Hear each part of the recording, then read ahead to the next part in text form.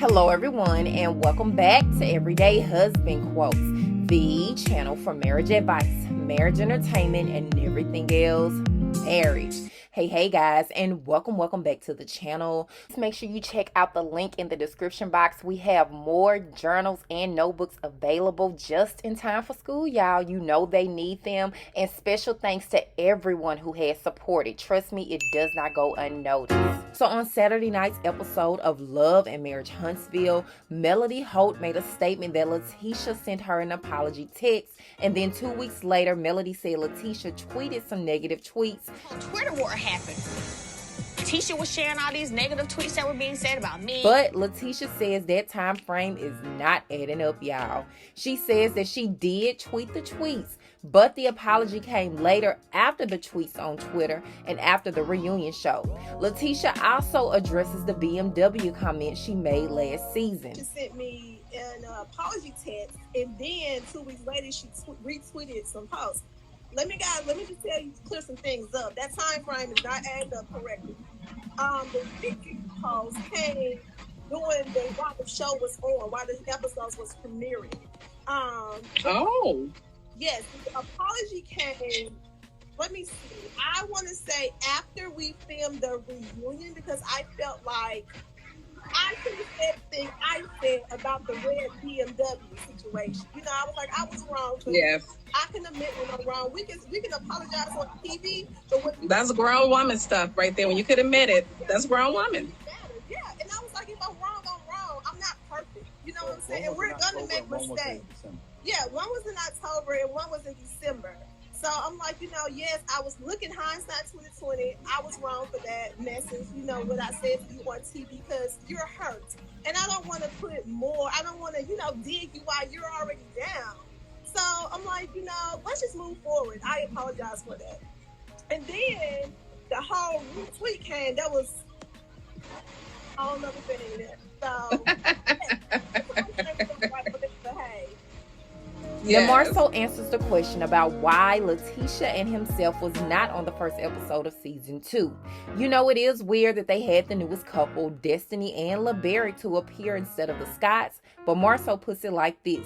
He says, based on where they fit in, we don't have that much say about what goes on and what gets edited. Wasn't you guys on this episode? Oh, here's the thing. If a reality TV show was McDonald's, right? And you have your different levels. So you got your managers and your owners and your cashiers and your workers and your janitors. We're the burgers. Look, you got a hashtag Marsau soldiers. There we go. Team Marsau soldiers. So if the whole thing based on where we fit in the hierarchy, we're the burgers. We got about as much say as what goes on and what gets edited as the burgers at McDonald's about who goes where. So Leticia says, I think what some people have to realize about us and the show is that Marsau has been in business forever. So when it comes to the mess, he is not for it. So it's hard, and that's what you guys experienced at the reunion last year. Because me, I talk and try to defend myself, and Marsau is like, you don't have to defend yourself about everything. Just let it be. People are going to say what they want to say. People are going to believe what they want to believe. So there is nothing you can say or do that is going to make someone say, oh, she is telling the truth. That's what you guys experienced at the reunion last season. Because me, I'm like, I talk. And then I'm like, wait a second now. I try to defend myself. And Marsau is like, you don't have to defend yourself about everything. Just let it be. People going to say what they want to say. Yeah. What you have to say about it. People going to believe what they want to believe. So there's nothing you can say or do that's going to make someone say, oh, she's telling the truth. Our kids are young. And eventually one day they're going to get hold to these recorded episodes and stuff. Mm-hmm. And I want them to see, oh, it's not like that. They're going to be able to know the real from the fake. But it's never cool to have your kids looking like, Dad, what's going on? I mean, you trying to train young men, young women to be ladies and to be young men. Oh, thank you. So at the end of the day, I'm not about to go back and forth with nobody about what. Everybody that I care about, their opinion of me hasn't changed one bit. And their last name is Scott for the most part. So there's that. Yeah. And then as far as the comeback group, y'all, Leticia says the whole comeback group was Marsau's vision, but we were all friends, she said. She says he brought that to the table among the friendship in the group. And Leticia says, I feel though in order for us to get back to business, we have to build some things back up first. Number one is trust within the group. So it's really hard to be business partners with a group of individuals where you feel like there's a lack of trust and we don't trust one another. Essentially, our solution for Black America, which says, the comeback group got started a long time ago when, believe it or not, there was a lot of in 2016 a lot of police killings, and we got together. We started saying the whole BS, like, oh man, if that was my kid, then I would have did this, I would have did that, the whole hypothetical thing. And we started realizing that the reason why it's happening is because it's not our kid, because we're not there. And so it kind of hit me like a ton of bricks that realized what middle class and upper middle class Blacks have done. Is essentially our goal was getting out the hood, and we left. And now we're wondering why that hood is not thriving. And essentially, it's like a basketball team where the starters are on the bench. And the starters are coming back as celebrities and rooting for them, but they're not in the game. And so the whole thing about comeback is that, it's like if one of those people on the that were playing the game that's not a starter looks over at the starters and says, we're only down by 10. We can make a comeback if you come back, if you get back in the game. If our starters, all players involved, our talented 10. And so instead of waiting for gentrification to happen, we decide to be the change we seek. And so that's why, believe it or not, I hate to say it, I'm not really trying to make a hierarchy in this thing, but we never left. Like, our whole mission of the comeback group, we haven't stopped. That's what Uptown is about. That's what Black is about. That's what soon Breakfast at Tiffany's is going to be about. That's the whole initiative that we haven't stopped. We work there every single day on that side of town, and we try to, every time somebody asks me about it, we say, gentrify your own neighborhood. So that's what comeback is about. Be the change you want to see in your community. Well, from a business and philanthropic endeavor. Yes. Because you're not going to find, if you want to invest, you're not going to find any cheaper land than in the hood. Yeah. It's a great place. Now, is there a cigar lounge on that side of town? Yes, ma'am. Yep.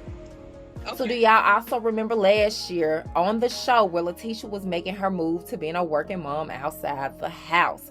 Well, it looks like we see one thing on television when it actually is something else. Marsau says, I pride myself of being able to take care of my household in a position where my wife does not have to work. It's an issue of pride for me and an issue of love because I'm willing to do the hard work so you don't have to. He says when Leticia was a stay-at-home mom, he saved up the money to buy an apartment complex with cash, and it was 100% in Leticia's name. But here's what I think is that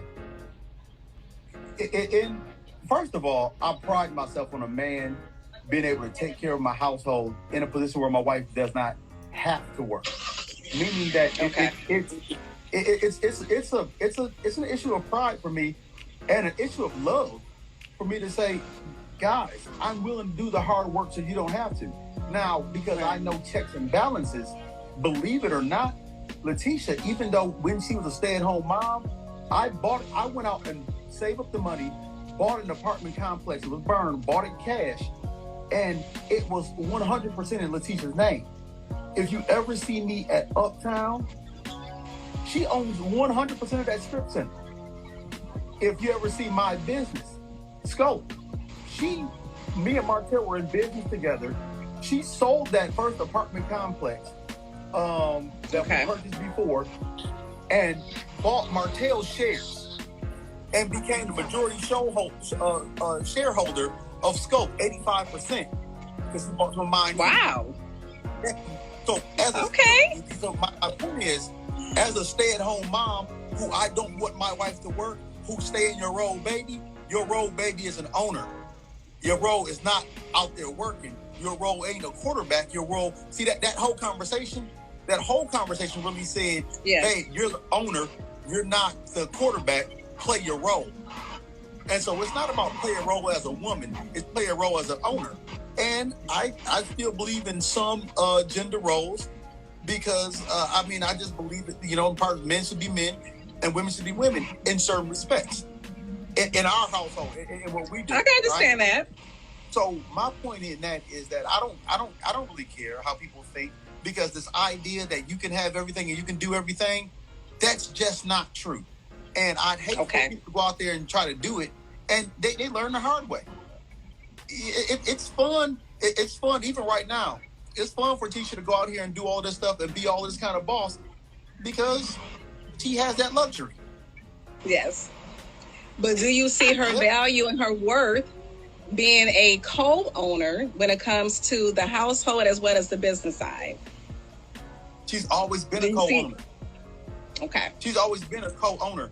And so that we're talking about function, right? And these are the tough conversations that people should have in business, right? You can take the world's best battery and the world's best driver, switch places, and that car goes nowhere, because it's about being in the right position. And so if we don't like roles, I get it, but you try being a battery for a day. And by the way, if I didn't value her, I would marry her. So y'all, before I wrap up this video, thank you for watching. I really appreciate it. But let's talk about episode 1, season 2 of Love and Marriage Huntsville in the comment section. You know, some people didn't enjoy episode 1 and says it was dry, honey. But I actually did. And also, at the end of the day, this is what Leticia had to say about the Holt. Now, you guys pray for us and pray for our friendships, because at the end of the day, there's all love that we discuss in the Holt. There's no team. You know, there's no team Holt, no team Scott. We're really together, and we love the Holt, you know. Yes. So we love you guys, too. Thank you. I mean, we do. There's no hate. It's too many people. We're pulling for you guys to get this together. We want to get past all of the stuff that has held you back.